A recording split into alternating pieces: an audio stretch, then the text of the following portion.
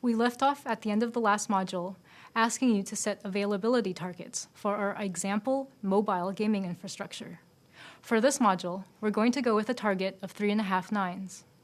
Even better, we're pretty sure that we should be able to meet this target at steady state because it's based on historical data from our load balancers. So far, so good, but we're not done yet. For all we know, the last 6 weeks might have been unusually quiet and outage-free. Our serving systems aren't static. We're constantly making improvements and pushing new features to keep our users happy, so we can't assume today's steady state will persist forever. To borrow an old adage from finance, past performance is not an indicator of future reliability. This leads us to ask two related questions once we've set our SLO target. First, is the error budget realistic?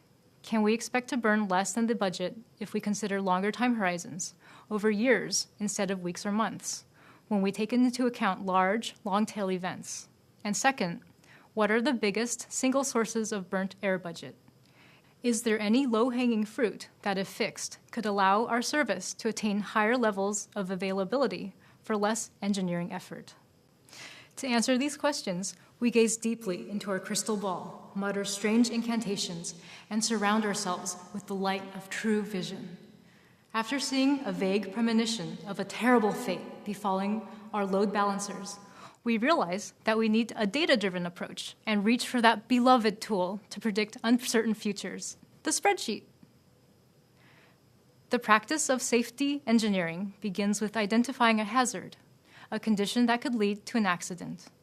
The risk of that accident happening can be modeled as the impact of the accident multiplied by the probability of the hazard causing the accident.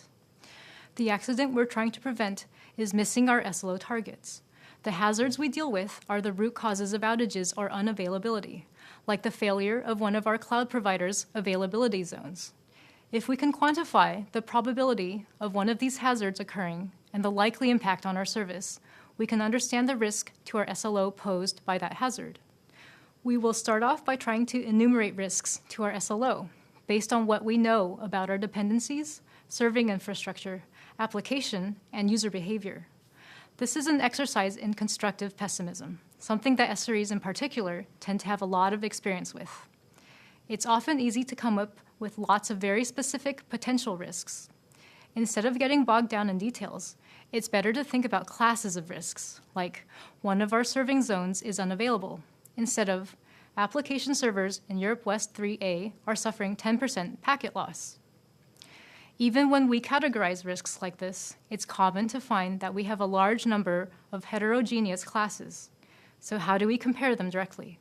And what do we do when the list is far too long to realistically fix everything? The next couple of lessons will introduce our risk spreadsheet, which we can use to answer these questions. But first, we'd like you to have a go at brainstorming some risks for our example service.